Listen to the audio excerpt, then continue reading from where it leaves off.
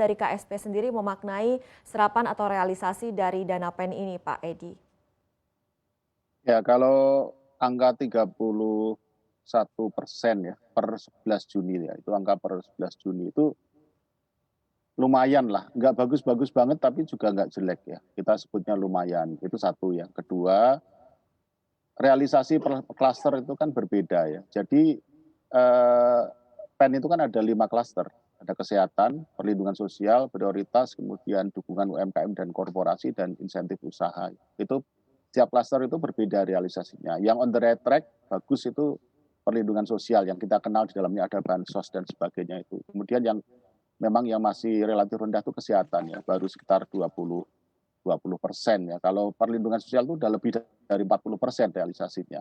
Kemudian di dalam setiap klaster itu juga beda-beda gitu ya. Seperti di kesehatan itu kita masih mencermati mengapa realisasi untuk tracing dan testing itu masih rendah sekali ya, baru sekitar 3%-an gitu ya.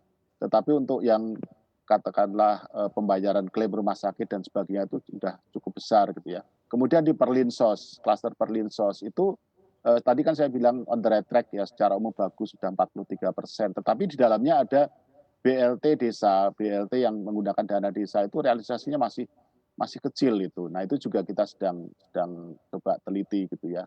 Nah yang lain-lain sebenarnya ada program yang dari sisi administrasi gitu ya, masih nol, tetapi sebenarnya program itu jalan ya. Misalkan subsidi bunga. Kalau kita amati subsidi bunga itu realisasinya kan masih nol, sebenarnya bukan seperti itu gitu. Karena subsidi bunga itu diberikan langsung oleh perbankan kepada debiturnya ya, baik itu KUR maupun non-KUR yang kreditnya di bawah 5 miliar. Nah nanti bank itu mengajukan penggantian reimbursement kepada pemerintah, kemudian pemerintah membayar reimburse itu gitu. Nah realisasi itu masih nol karena pemerintah belum melakukan reimbursement karena dari bank itu belum mengajukan berapa yang mereka sudah lakukan pemberian subsidi bunga gitu ya. Nah demikian juga untuk program lain seperti keringanan pembayaran listrik itu juga sistemnya seperti itu gitu ya.